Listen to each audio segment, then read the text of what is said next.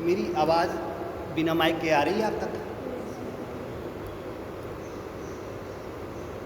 सूक्ष्म व्यायाम करने से पहले थोड़ा सा एक हमारा रेस लगाने की, दौड़ लगाने की भारत में ज़रूरत नहीं होती कि यहाँ की जलवायु ऐसी है, लेकिन फिर भी धावक अपने उसके लिए लगाते हैं, वार्म अप करने के लिए हम ऐसा कर सकते हैं। तो अपने स्थान पर हम ये 2 क्रियाएं करेंगे कम से कम 30-30 बार और आगे को पीछे को शुरू कर देंगे। शरीर को थोड़ा सा वार्म आपने तो कर लिया है पहले भी, लेकिन फिर भी हम 30-30 बार, 30 से ज़्यादा स्टेप नहीं दोहराए जाते हैं।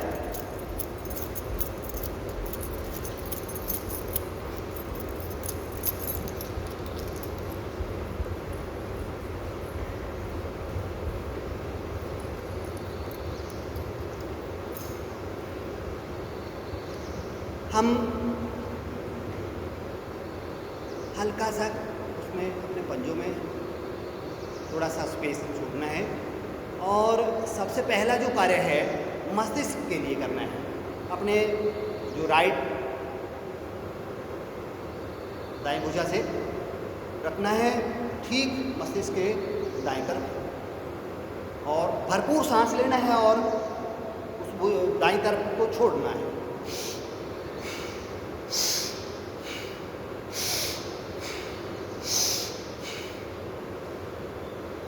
ऐसा 10 बार दोहराएंगे।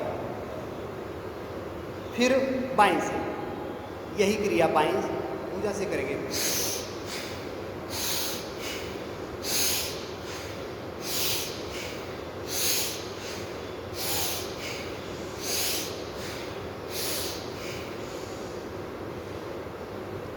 ये मस्तिष्क से हमने शुरू किया, अभी हम आंखों पर आ जाएंगे। आंखों से संबंधित 3 क्रियाएं करेंगे। सबसे पहले आंखों को क्लॉकवाइज और एंटी क्लॉकवाइज घुमाना। ये भी 10 से 30 बार की जा सकती है। शुरू में आप 10 बार से शुरू कर सकते हैं।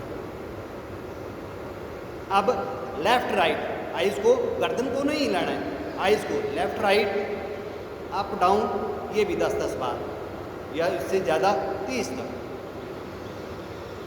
अब डायगोनली विकिरण जैसे होता है तिरछा, उस दिशा में। ये आंखों के लिए हमने 2 प्रयोग किए। तीसरा इसी के साथ तीसरा अपना अंगूठी ऐसे बंद दिया, अंगूठा बिल्कुल सीधा, अंगूठे की ऊपर की नोक पर अपनी दृष्टि केंद्रित करनी है। पहले दाएं हाथ से ऐसे धीरे धीरे भ्रुकुटी के मध्य इस अंगूठे को ले आना है अपने, धीरे धीरे धीरे और धीरे धीरे धीरे पीछे ले जाना है। अंगूठे की ऊपरी सतह के अतिरिक्त आपको कुछ भी ना दिखाई दे। आप इसे दाईं तरफ ले जाना है, गर्दन नहीं घुमाएंगे, दाईं तरफ ले जाएंगे बिल्कुल सीधा 90 डिग्री में। कोशिश रहेगी कि दृष्टि अंगूठे की नोक पर है। फिर कंधे के पास लाने के बाद उन्हें वापस ले जाएंगे।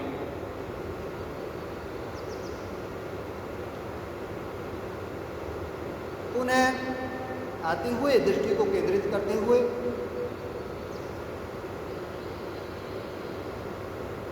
ऐसा आप 5 से 10 बार कर सकते हैं।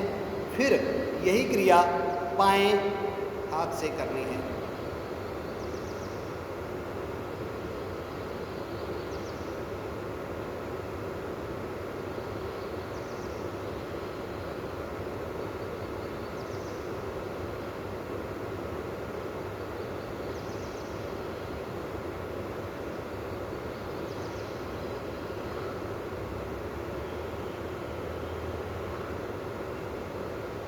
इसे भी 5 से 10 बार दोहरा सकते हैं। जब आप दैनिक अभ्यास में इसे करेंगे कम से कम 10 बार हो। इस क्रिया को तो दिन में बॉल पेन के सहयोग से भी आप कर सकते हैं, दिन में 3 बार। आंखों पर कभी चश्मा नहीं लगेगा, कभी भी नहीं लगेगा, गारंटी से है ये आंखों के हमने उसको clockwise, anti clockwise, left right, up down, diagonally घुमाना और अंगूठे से त्राटक करना। ये त्राटक है, ये इसको आप बॉल पेन के सहयोग से भी कर सकते हैं, दीपक 3 फीट की दूरी पर दीपक जलाकर भी कर सकते हैं। सुबह सुबह आप उदय होते हुए सूरज के सहयोग से भी कर सकते हैं। रात्रि काल में चंद्रमा को देखते हुए, उदय होते हुए चंद्रमा को देखते हुए भी कर सकते हैं। ये आँखों के लिए सर्वोपयोगी है और इसके लिए भोजन, पानी या दूसरी आवश्यकता नहीं रहती।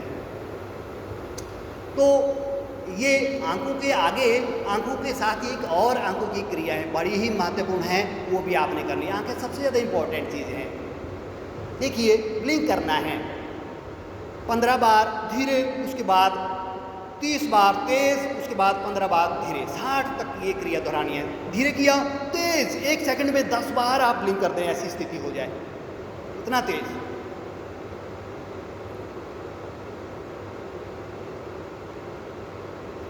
और तेज, फिर जैसे 45 के आसपास जाएंगे तो फिर धीमे। आप यहाँ हथेलियों को जोर से, आंखों को बंद रखना है, हथेलियों को जोर से रगड़ना है कम से 10 से 15 बार। और पाम जो हथेली का बीच का हिस्सा धीरे से आंखों के ऊपर स्पर्श करना है, जोर से नहीं, धीरे से। अब इसके उपरांत नासिका पर आ गए हम। ऐसे इस मुद्रा में 2 उंगलियां बंद, सांस लगभग 75% पेट से बाहर, 25% पेट में सांस हो।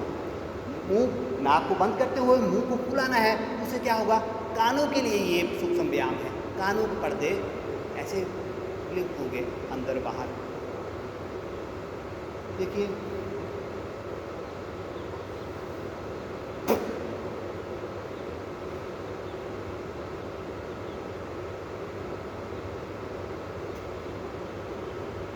सांस को थोड़ा आप करेंगे तो आपको एक्टिविटी दिखाई देगी।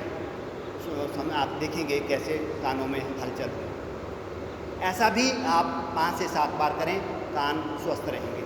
अब अगला जो सूक्ष्म व्यायाम है वो गर्दन पर है। आपने क्लॉकवाइज और एंटी क्लॉकवाइज 10 से 30 बार, clockwise, anti clockwise.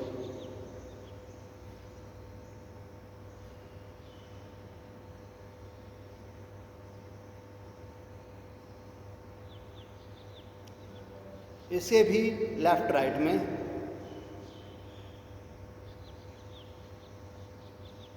Clockwise, anti clockwise करने के बाद लेफ्ट राइट और आगे पीछे और डायगोनिकली हर दिशा में करने के बाद अब अगला जो हमारा प्राणायाम, ये सूक्ष्म व्यायाम है भुजाओं के लिए। दोनों इकट्ठा घुमाएंगे,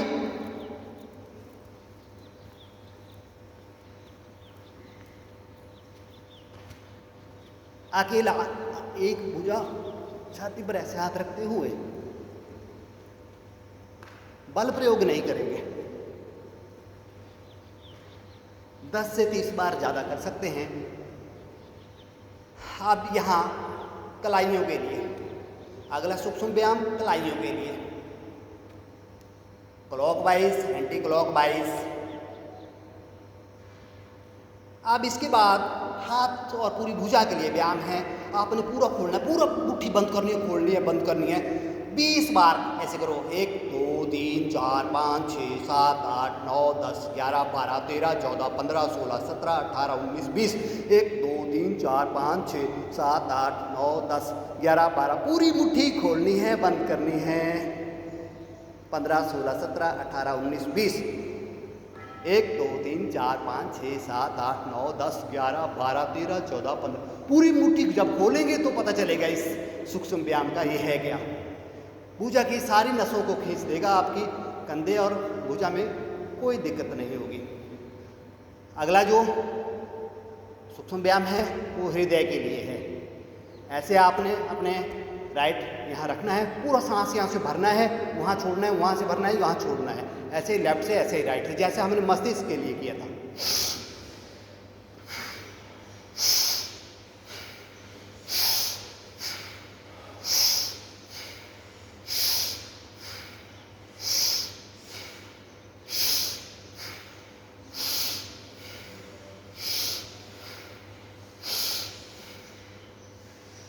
ऐसा ही राइट से, ऐसा ही लेफ्ट से। अब अगला जो हमारा शरीर का मुड़ने वाला भाग है कमर, ऐसे हाथ रखेंगे और पूरा चक्कर काटेंगे क्लॉकवाइज एंटी क्लॉकवाइज, कम से कम 10 बार।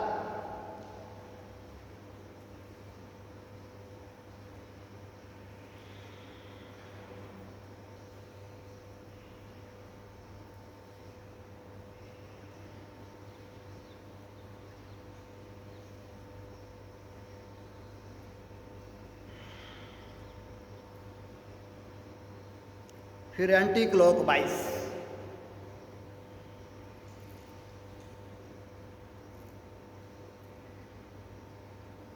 अब इस नीचे का हिस्सा बिल्कुल स्ट्रेट रहे और ऊपर के हिस्से को हमने मूव करना था, ऐसा ध्यान में रहना चाहिए।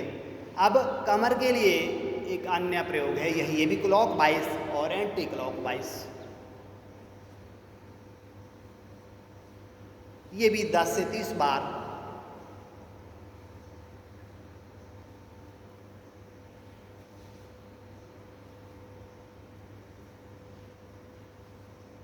अब अगला जो सूक्ष्म व्यायाम है घुटनों के लिए, ध्यान रहे सामान्यतः घुटनों के लिए एक सूक्ष्म व्यायाम बताया जाता है।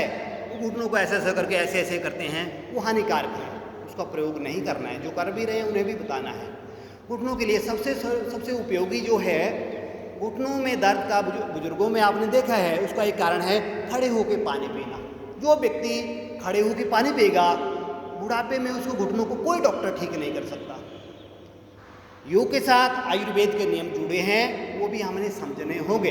खाने का, पीने का, बैठने का, उठने का, सोने का, जागने का, हर प्रकार का आयुर्वेदिक नियम योग के साथ जुड़ा है, ऑटोमेटिकली आपको आ जाएगा। तो घुटनों के लिए हमारे ऐसे पंजे मिले हुए, अगर थोड़ा सा स्पेस छोड़ेंगे, किसको बैलेंस बनाने में दिक्कत है तो छोड़ सकते हैं। बिल्कुल सीधे कुर्सी पे बैठते हैं उतना बैठेंगे, कुछ सेकंड हम होल्ड कर सकते हैं, 5 सेकंड, फिर पुनः खड़े हो जाएंगे, बैठेंगे, खड़े हो जाएंगे, 3 से 5 सेकंड होल्ड करें तो अच्छी बात है। ऐसा भी हम 30 अभ्यास प्रतिदिन करें घुटनों, क्योंकि पाँव और घुटना सारे शरीर को उठाए हुए है, वो स्वस्थ रहना चाहिए। ये घुटनों के लिए सूक्ष्म व्यायाम। अब सबसे लास्ट में हमारा जो सूक्ष्म व्यायाम है वो पाँव के लिए, कभी भी मोच नहीं आएगी। चलने का सबसे बड़ा काम है, और आप कितना तेज चलना शुरू कर देंगे पता ही नहीं चलेगा, दूसरे लोग आपको बताएंगे आप बहुत ज़्यादा भाग रहे हैं।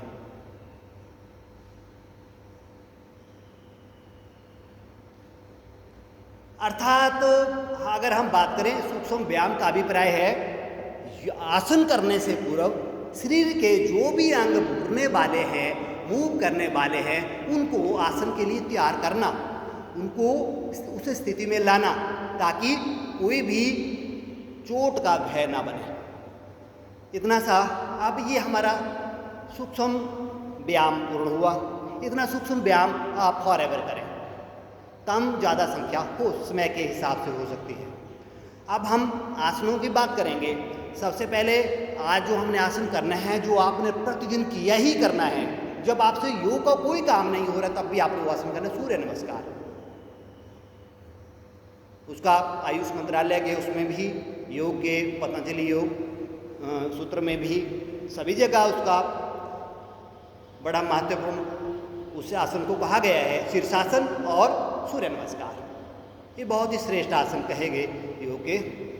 शीर्षासन को आसनों का राजा कहा गया। तो सूर्य नमस्कार में 7 जो बड़े महत्वपूर्ण आसन आते हैं, इसलिए वो अति महत्वपूर्ण हो जाता है। और बुद्धि का विकास, बौद्धिक जो विकास है, सूर्य नमस्कार आसन करने से उसमें बड़ा ही महत्वपूर्ण प्रभाव पड़ता है। तो सूर्य नमस्कार की स्थिति में 3 कार्य किए जाते हैं। सबसे पहले एडी को मिलाना, भुजा बिल्कुल सीधी करना। एक बार आप डेमो देखेंगे, उसके बाद आप अगले चरण में आप करेंगे। अब दूसरी स्थिति। तीसरी स्थिति में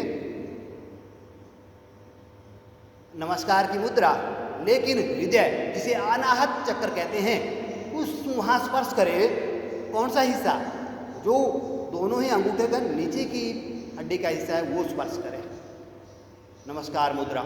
अब इस मुद्रा में अगर जो लोग सूर्य मंत्र का उपयोग करते हैं वो फिर इस आसन को अति विशेष बना देता है। क्या है? एक बार आप सुनेंगे, अगली बार फिर मेरे साथ दोहराएंगे जब हम इसे करेंगे। धे सदा स्वित्रिमंडल मध्यवर्ती नारायण सरसिजासन सन्निविष्ट केहूर्वान मकर कुंडल वाहन किरीटी हारी हिरण्मय बकुदित शंख चक्र। ओम मित्राय नमः, ओम रवे नमः, ओम भार्वे नमः, ओम सूर्याय नमः, ओम खगाय नमः, ओम पूष्णे नमः, ओम हिरण्यगर्भाय नमः, ओम ऋचे नमः, ओम आदित्याय नमः, ओम सुमित्रे नमः, ओम सूर्य नारायणाय नमः, ओम भास्कराय नमः, ओम श्री स्मित्री सूर्य नारायणाय नमः। ओम। यहाँ ये 12 मंत्र अर्थात 12 जो राशियाँ हैं उनका प्रतिबिंब है, उनकी ओर संकेत है। और सूर्य हर महीने एक अलग राशि में चला जाता है, इसलिए इन 12 मंत्रों का उसके हिसाब से प्रयोग होता है और इसलिए इन्हें योग में सम्मिलित भी किया गया है, क्योंकि अलग अलग राशि में उसका तेज, उसकी शक्ति अलग रूप में रहती है। तो अभी हमने 12 का स्मरण किया। एक हम इस आसन का एक चक्र पूरा करते हैं। ये पहला जो स्थिति है, इसके बाद सबसे पहले अभी आपने वो आसन किया होगा, अभी चल रहा था शायद वृक्षासन था वो। ये ताड़ासन की सबसे पहली जो स्थिति रहती है। ऐसे ही हाथ ऊपर चले जाते हैं, जहाँ से आपके हाथ छोड़ने नहीं है, आपने खुले ही ऐसे इकट्ठे ले जाने ऊपर, बिल्कुल सीधे। आपने आसमान को हथेलियों के बीच में से देखना है। कई बार इसे पीछे भी ले जाते हैं। दूसरी स्थिति में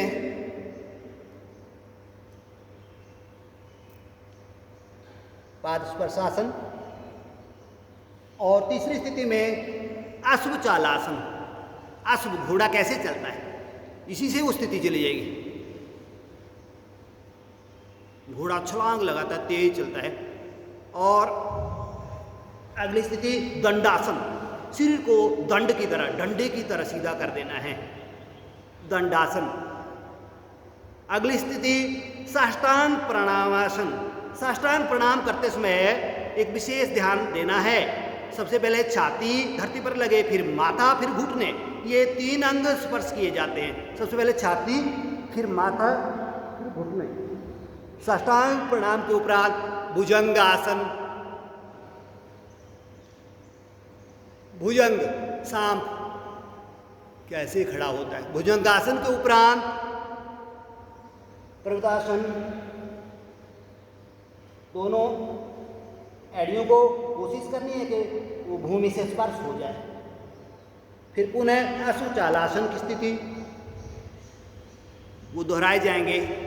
जो पाँव पीछे गया था वही आगे आएगा, ऐसा ध्यान में रहना चाहिए कि हमने किस पाँव से शुरू किया। फिर दूसरा पाँव आगे, ऐसे अंगूठे स्पर्श। और पुनः स्थिति नंबर 1, ये सूर्य नमस्कार है। आपने देखा होगा रामदेव जी, उनके शिष्य, उनके वहाँ विद्यार्थी जब इसे करते हैं तो मैंने देखा एक विद्यार्थी बड़ी ही तीव्र गति से करता है, जिसे देखने के लिए वीडियो का प्रयोग किया जाता है कि किसने कितने आसन कर दिए इतनी तेज गति से। गणना में चूक होने की संभावना, बहुत ही तेज गति से। तो वैसे भी इसमें किया जा सकता है।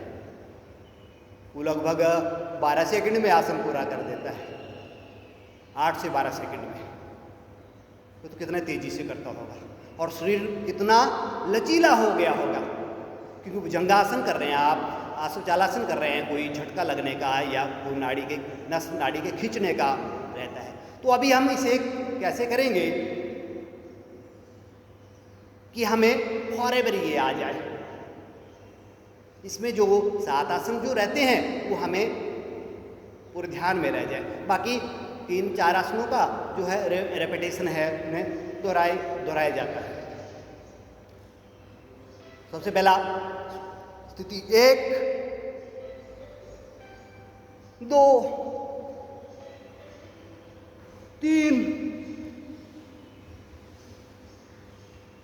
4 दंडासन, 5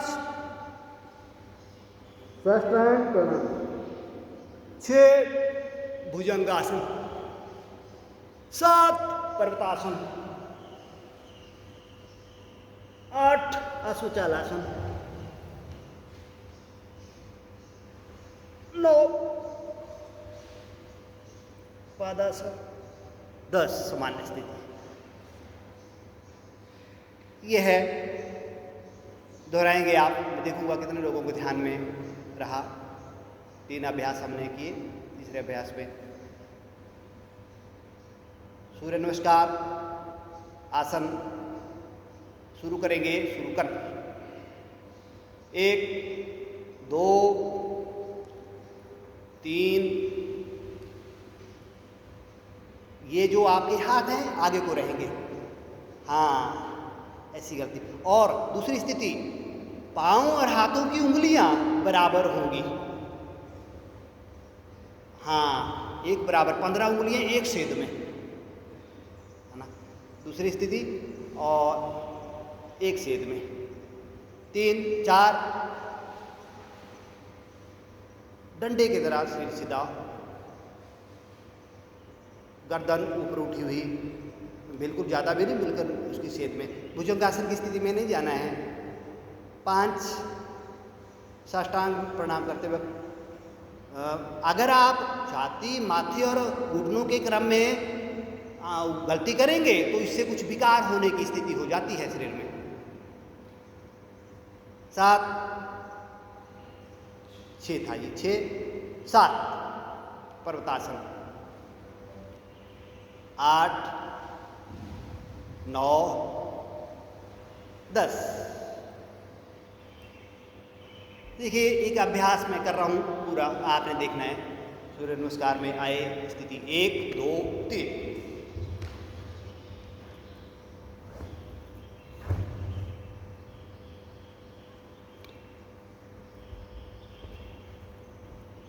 ऐसे पूरा कर सकते हैं। ऐसा तब होगा जब आप 10 से 15 दिन करेंगे, लेकिन गलती ना हो। भुजंगासन में जब आएंगे तो बाहर आकर ऊपर उठेंगे, जब अश्वचालासन में आएंगे तो 15 की 15 उंगलियां एक छेद में हो। ये ऐसा आप इतना अगर आप अभ्यास में हो जाएंगे तब आप आसन फिर आप करेंगे वो सिद्ध हो जाएगा एक समय में, और आपको बहुत लाभ देगा जिसकी आप कल्पना नहीं कर सकते।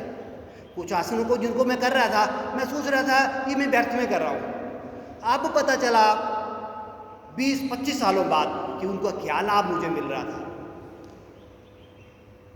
तो निरर्थक कोई भी आसन नहीं है। ये सूर्य नमस्कार है, इसका और अभ्यास करना है क्या? आपने इसको स्टडी करना है।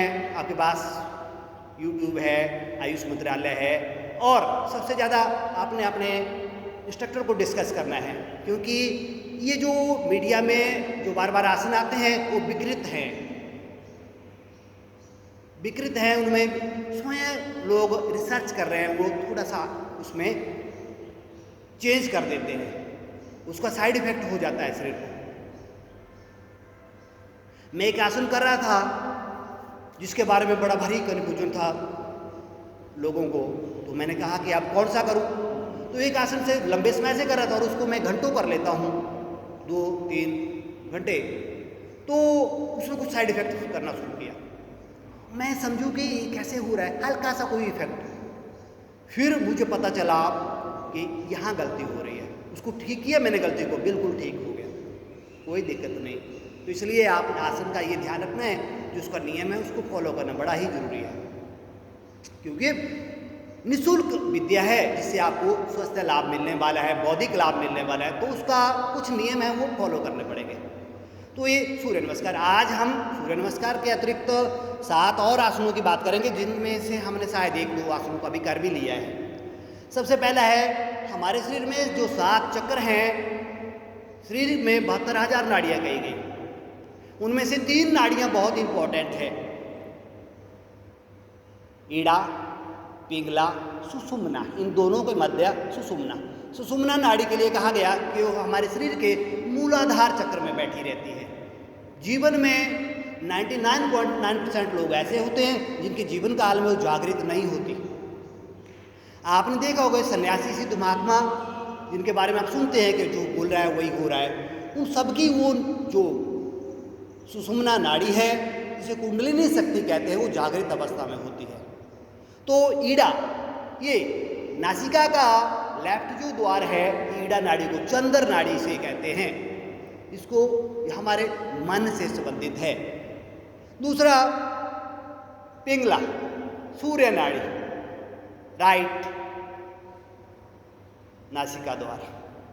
तो इन दोनों के मध्य शरीर के मूलाधार चक्र से सहस्राधार चक्र तक, अभी आपने नोटिस नहीं किया होगा, अभी मैं एक शर्ट पहन के आया था जिसमें 7 चक्र बने हुए हैं, उनके नाम भी हैं। लम बम रम यम हम, ऐसे करके वो सहस्राधार ओम पर वो बने रहते हैं। ऐसी मान्यता नहीं, ये वास्तविकता है। तो आज सबसे पहला जो हमारा मूलाधार चक्र है, मैंने कहा कि 99.9% लोग हैं जिनका कुंडलिनी शक्ति वहाँ केंद्रित रहती है, उसको जागृत करना है। तो सबसे पहले एक जो महत्वपूर्ण आसन है उसके लिए वो है मलासन। मलासन की मुद्रा अर्थात मल त्याग के लिए जब हम बैठते हैं तो मलासन जो है उपस्थ और पाइयों हमारे मलमूत्र त्याग के जो अंग हैं उनके बीच के ही स्थान को मूलाधार कहा गया है, वहीं वो शक्ति विद्यमान रहती है। सहस्राधार चक्र यहाँ माना गया जो 7वां चक्र है, और यहाँ चोटी रखी जाती है सनातन संस्कृति में। क्यों? ताकि वो जो सहस्राधार चक्र है यहाँ ब्रह्मरंध्र की कल्पना है, और कल्पना नहीं वो वास्तविकता है। यहाँ एक हल्का सा छेद होता है खोपड़ी में, उसे ब्रह्मरंध्र कहा जाता है। ऊर्जा जो हम मेडिटेशन करते हैं, ऊर्जा उसी ब्रह्मरंध्र के माध्यम से हमारे शरीर में प्रवेश करती है। अब वो किसी चक्र को जागृत कर देती है या नहीं करती है वो दूसरा विषय है। तो सबसे पहला हमारा मूलाधार चक्र, उसके लिए सामान्य स्थिति है, ध्यान रहे जब हम आसन करते हैं तो सांस छोड़ते हुए और भरते हुए उसको करना। ये भी एक उन्हीं नियमों का जो शुरू में हमने नियम डिस्कस किए थे, ये ऑटोमेटिकली हो जाता है, इसमें कोई समस्या भी नहीं है। थोड़ा सा आपने खोलना है, ये 75 सेंटीमीटर के आसपास अपने पंजों को, और ऐसे विपरीत दिशाओं में आपने उनको मोड़ लेना है। ऐसे आपकी नमस्कार की मुद्रा बनेगी, और ऐसे आप बैठेंगे, दोनों ही घुटनों को कोहनियाँ स्पर्श करेंगी। इसे मलासन कहा गया।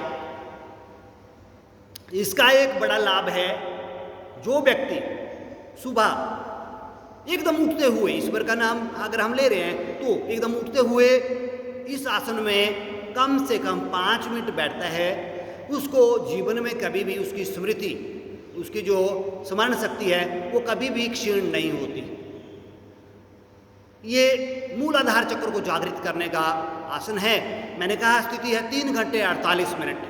ऐसा अगर संभव हो जाता है, कोई कर लेता है, वो बड़ी बात है। मलासन सामान्य स्थिति में आ जाएंगे। ऐसी आपसे अपेक्षा रहेगी कि आप कम से कम 1 मिनट एक आसन को प्रतिदिन दें, कम से कम, अगर ज़्यादा ही बिजी हैं।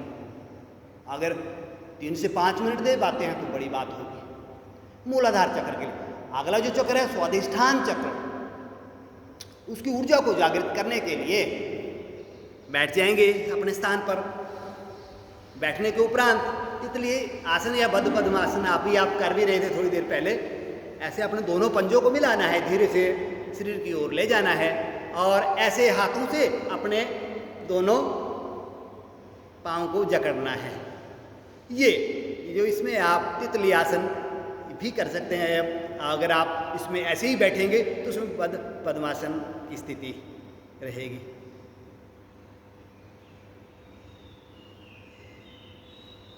ये स्वाधिष्ठान चक्र को जागृत करने वाला आसन है।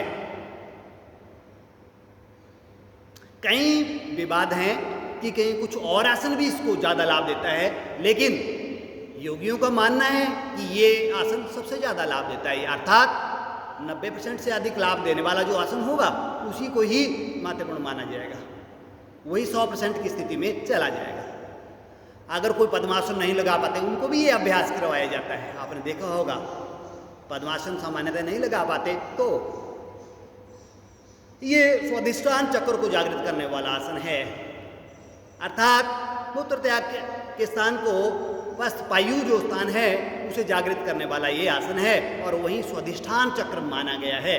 ऊर्जा का दूसरा केंद्र। ऊर्जा के 7 केंद्रों की हमने बात की शरीर में, मूलाधार, स्वाधिष्ठान। अब पुनः सामान्य स्थिति में आ जाएंगे। ये दूसरा हमारा आसन था। तीसरा जो चक्र है मणिपुर चक्र, नाभि। आपने देखा छोटे बच्चे का सारी दवाई, सारा ही उसका स्वास्थ्य नाभि से देखा जाता है। जब छोटा बच्चा अभी कुछ माह का हुआ है, उसकी नाभि से ही डॉक्टर या दूसरे जो आयुर्वेदा के जो लोग हैं वो उसके संकेत से ही, उसके स्थिति से ही बता देते हैं क्या समस्या है, क्या दवाई, और वहीं से ही उनको बच्चों की दवाई की जाती है, क्योंकि खा पी नहीं सकता, अभी उसे अन्न नहीं देते। तो मणिपुर चक्र को जागृत करने के लिए जो आसन रहेगा, ये अगर आप जब भी आप इन आसनों को करें तो इनको भी एक इसी सीक्वेंस में करें, मूलाधार से सहस्राधार तक इन आसनों को करें। नौकासन, नौका कैसे होती है?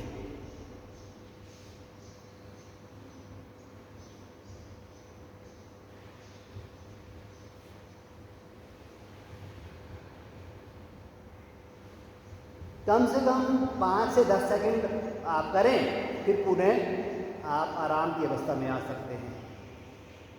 ज़्यादा देर जिनका अभ्यास हो जाएगा वो ज़्यादा समय कर सकते हैं।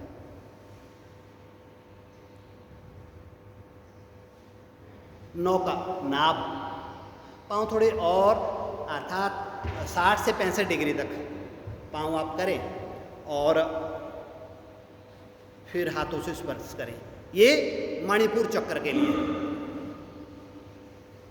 ज़्यादा से ज़्यादा समय 3 से 5 मिनट तक कर लिया करें तो ज़्यादा अच्छी। 7 आसन, ये जो हम आज 10 आसन डिस्कस करेंगे वो तो आप अपनी दिनचर्या में सम्मिलित करें, ये आपसे अपेक्षा रहेगी। मणिपुर के बाद अनाहत चक्र, हृदय के पास क्या कहा गया?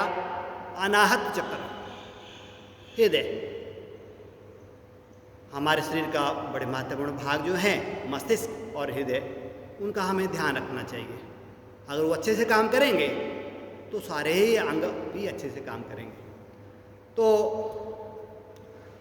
अनाहत चक्र को स्वस्थ रखने के लिए, उसे जागृत करने के लिए हम पहले वज्रासन की ऐसी स्थिति में ऐसे घुटने मोड़ते हुए उष्ट्रासन हमने करना है।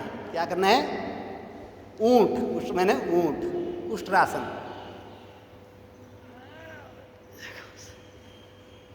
एड़ियों से पकड़ लेते हैं।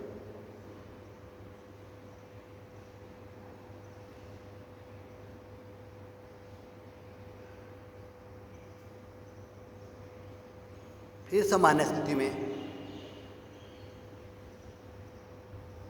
कठिन नहीं है ये जो हमारे 60 चक्र भेदन के जो आसन हैं, ये कठिन नहीं है, बड़े ही आसान हैं,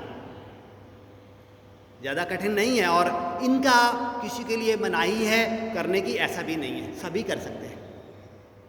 कुछ आसन हैं पेट के आसन जो मातृशक्ति को नहीं करने चाहिए किसी विशेष काल में, तो उनका रहता है कि उनको ना किया जाए। कुछ लोग हमने देखा है, कुछ लोग उसमें भी अभ्यस्त हैं, वो भी करते हैं, तो उन्होंने करना शुरू किया, शरीर ने अडॉप्ट कर लिया, इसलिए वो कर पाते हैं।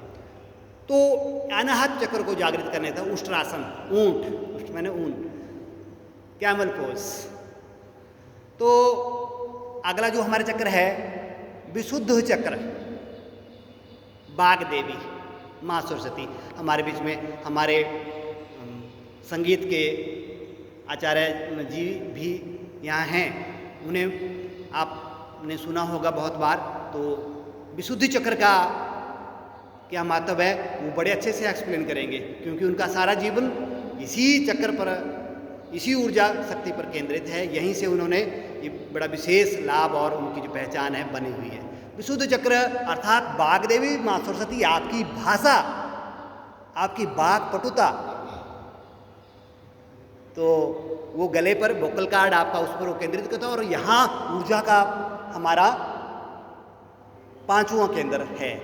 तो इसको अर्ध मत्स्येंद्रासन की मुद्रा से ये जागृत होता है। देखिए कैसे है, ऐसे लेटे हुए हैं, दोनों हाथ नितंबों के नीचे, दोनों कोहनियाँ भीतर को मिली हुई, ऐसे छाती ऊपर उठी हुई, तथा गर्दन भूमि की तरफ।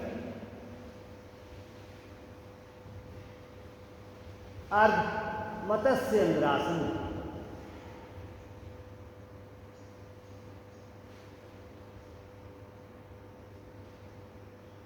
हमारा छठा जो चक्र है, ये 5वां जो चक्र है ये विशुद्धि चक्र, इसको जागृत करने का ये, अर्थात जिस भी अंग में वो चक्र है उसी से संबंधित हमारा आसन होता है। ये हमारा 5वां। अब छठा जो हमारा चक्र है, आज्ञा चक्र। आपने देखा सनातन धर्म में तिलक लगाने की परंपरा है।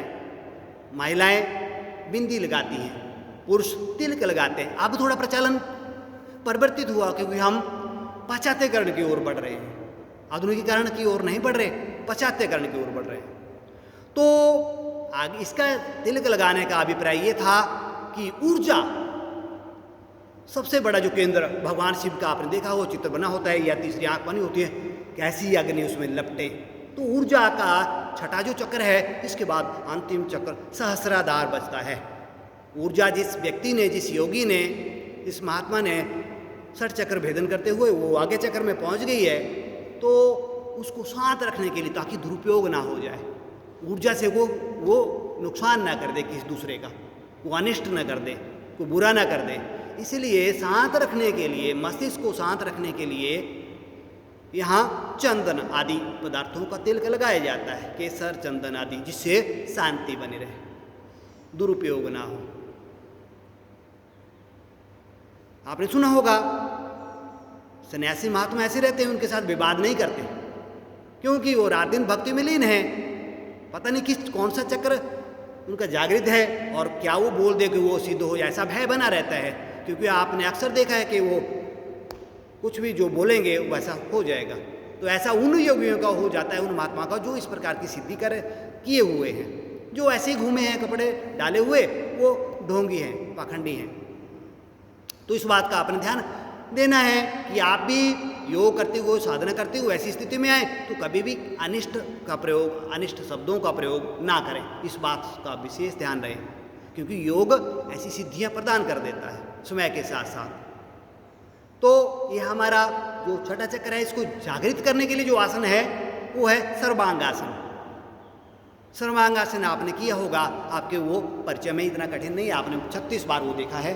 अभी अभ्यास करता हूँ। ऐसे हम लेटेंगे और अपने कोहनियों के हिसाब के सहयोग से अपने शरीर को 90 डिग्री खड़ा कर देंगे। पहले विपरीत करनी मुद्रा में जाएंगे, विपरीत करनी मुद्रा के बाद सीधे सर्वांगासन में आ जाएंगे। ये शरीर को 90 डिग्री, कमर पीठ से इसका हथेलियों का सहारा लेते हुए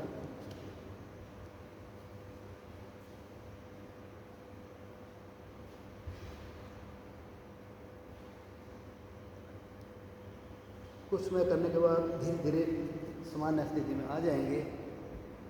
ये आज्ञा चक्र को जागृत करने वाला आसन है। ये हमारे 6 चक्रों की हमने बात की। 7वां जो चक्र है सहस्राधार चक्र, उसको जागृत करने का जो आसन है पद्मासन। राइट लेफ्ट दोनों, रीढ़ की हड्डी बिल्कुल सीधी, ज्ञान मुद्रा। 24 मुद्राएं हैं योग में, 24 मुद्राओं का जिक्र है, उसमें ज्ञान मुद्रा। आप क्लास में बैठे हैं, आप इस मुद्रा का उपयोग करें, आपका ध्यान इधर उधर नहीं जाएगा, विषय पर केंद्रित हो जाएगा। ये आपने अपने घुटनों पर लगाना है ज्ञान मुद्रा में। जहाँ कहीं बैठे हैं आप, विषय पर आपका ध्यान केंद्रित नहीं हो रहा है, 1 मिनट में 1 सेकंड में आप ज्ञान मुद्रा में लगाओ। अंगूठे और तर्जनी उंगली के मुख को मिलाना है ज्ञान मुद्रा बन जाएगी।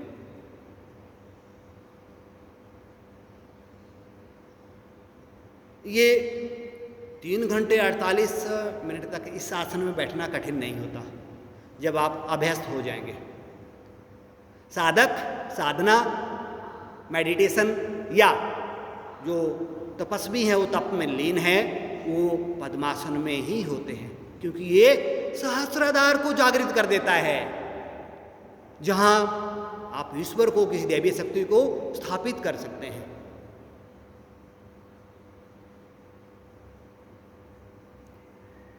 इसमें आप अपने इष्ट का ध्यान कर सकते हैं, जैसे ओम का, जो ओम का करते हैं, जो कोई दूसरे किसी अन्य विचार का करता है वो उसका कर सकता है। जो जिसका भी विचार है उस विचार के अनुरूप वो ध्यान कर सकते हैं। ध्यान सबके लिए है, हाँ, उसका ध्येय कौन है वो व्यक्ति विशेष पर निर्भर है कि वो किस मत पंथ संप्रदाय को मानने वाला है। इसीलिए योग को वैश्विक कर दिया गया, क्योंकि ये आसन जो है ये क्या है, एक प्रकार के अभ्यास हैं शरीर को स्वस्थ करने के लिए। और ध्यान में कहा गया कि वो अपनी मान्यता के अनुरूप ध्यान को अपने जीवन में सम्मिलित कर दे। वो जिस भी मत पंथ संप्रदाय को मानने वाला है उसके अनुरूप वो करे। हम प्रतिदिन कम से कम 24 मिनट ध्यान लगाएं। 24 मिनट अर्थात एक घड़ी ध्यान लगे, हमारा 24 घंटे के लिए पर्याप्त हो जाएगा। ऐसा ध्यान दें हम। अगर आप विद्यार्थी जीवन में से ये काम शुरू करने लग गए तो उसके लाभ क्या होंगे आप कल्पना नहीं कर सकते। और यही कठिन है कि विद्यार्थी जीवन में कहीं और मस्तिष्क घूमेगा, लेकिन इतनी महत्वपूर्ण बातों पर नहीं घूमेगा। उसके कई कारण हैं। तो ये हमारे 7 आसन जो हमने सब चक्र भेदन के लिए किए, कुंडलिनी शक्ति को जागृत करने के लिए किए, और सर्वप्रथम हमने सूर्य नमस्कार किया। ये महत्वपूर्ण है हमारे दैनिक जीवन में, हम इन्हें उपयोग करें। अब मैं आपके साथ एक जो आसनों का राजा जिसे कहते हैं उसका एक अभ्यास कर लेता हूँ, शीर्षासन। इसे आसनों का राजा कहा गया और हमें इसका सर्वांगासन अभी हमने किया, आगे चक्र को जागृत करने वाला। तो अगर हम शीर्षासन भी सीख जाएं, कठिन कुछ भी नहीं है, तो हमारे लिए बड़ा ही उपयोगी होगा। स्थिति क्या रहती है, यहाँ इस बल नहीं खड़े होना है, ना ही पीछे, ये हल्की सी स्पोर्ट पीछे से रहती है।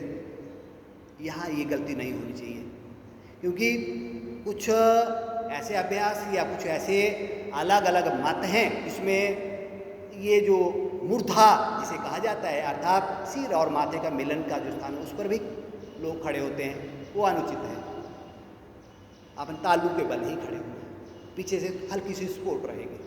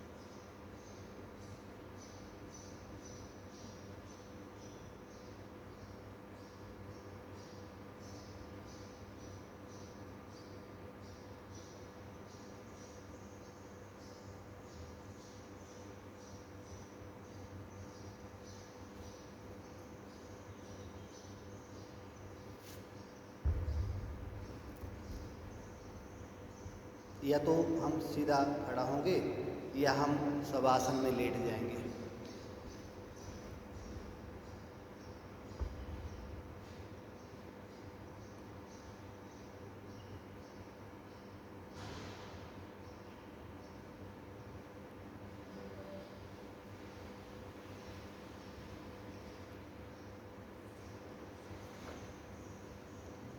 ये हमारा शीर्षासन का अभ्यास था। अगर इतने से आसन आप 10 आसन अपने जीवन में सम्मिलित कर लेते हैं तो बड़ा ही उपयोगी है।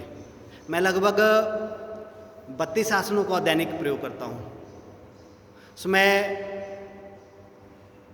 उनके लिए लगभग 1 घंटे का रखा है मैंने सारे योग प्राणायाम के लिए। 8 जो प्राणायाम हैं वो भी योग का बड़ा महत्वपूर्ण भाग है। आसनों के उपरांत प्राणायाम किए जाते हैं। आगे हमारा कोई सत्र होगा तो अब हम उन पर बात करेंगे। अभी तरह तरह के नए प्रयोग योग में किए जा रहे हैं, लेकिन जो मूल विद्या है, जो मूल ज्ञान है, वो 8 प्राणायामों की बात करता है।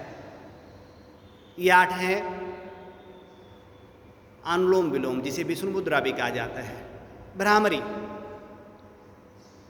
शीतकारी, शीतली, उज्जयी, सूर्यभेदी, समान वायु, भस्त्रिका, ये 8 हो गए।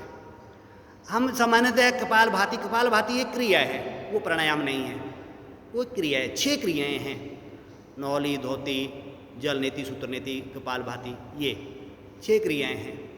24 मुद्राएं हैं। ये ज्ञान मुद्रा है, सूर्य मुद्रा होगी, पृथ्वी मुद्रा, वर्ण मुद्रा, इनका अलग अलग महत्व है। 24 जो मुद्राएं हैं। अभी हम थोड़ा सा योग के थ्योरेटिकल जो एस्पेक्ट है उस पर बात करते हैं। 8 अंग हमने कहे। यम, यम में क्या है? 5 यम हैं। क्या किसी के ध्यान में है? सत्य, अहिंसा, अस्तेय, अपरिग्रह, ब्रह्मचर्य, ये 5 यम हैं। बार बार इनकी चर्चा होती है गीता में, बार बार इनकी चर्चा होती है गांधीवाद में। उन्होंने अहिंसा का बड़ा प्रयोग किया था, सत्य का बड़ा प्रयोग किया था। सत्य और अहिंसा के लिए विदित है कि वो मन, वचन और कर्म से उनका पालन हो। अहिंसा मन से भी बुरा ना, वचन से भी ना, कर्म से भी ना। सत्य, अहिंसा, अस्तेय, अपरिग्रह, अनावश्यक, अस्तेय बिना पूछे ना लेना, कोई भी वस्तु ग्रहण ना करना। अपरिग्रह, जो आवश्यकता नहीं, आवश्यकता से ज़्यादा संग्रह ना करना। ब्रह्मचर्य, विद्यार्थी जीवन है, अपनी शक्ति, ऊर्जा का शरीर में स्थापन करना, उसे व्यर्थ ना गवाना, ताकि जीवन को खुशहाल बनाया जा सके। यम के बाद नियम, शौच, संतोष, तप, स्वाध्याय, इस पर प्रणिधान, ये 5 नियम हुए। शौच अर्थात योग करने से पहले शरीर पूर्णतः निवृत्त हुआ हो, मलमूत्र शरीर के भीतर ना हो, भोजन ही नहीं होगा, खाली पेट होंगे तो ये पदार्थ भी ना हो, अर्थात शरीर का जो स्वस्थ एक खाली स्वरूप। तो शौच, संतोष, पूर्णतः संतुष्ट, ये नहीं मान कि ऐसा कर लूँ, वैसा कर लूँ, ये कर लूँ, वो कर लूँ, संतुष्टि, ये ले जाता है योग उसको। तप, अपना अपना प्रयोग है, मेडिटेशन करना।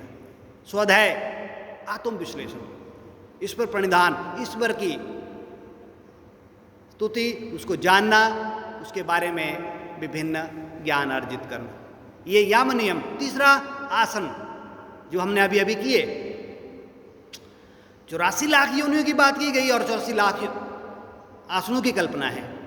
उनमें से भी बड़े महत्वपूर्ण होते हुए 84 आसन बड़े महत्वपूर्ण कहे गए।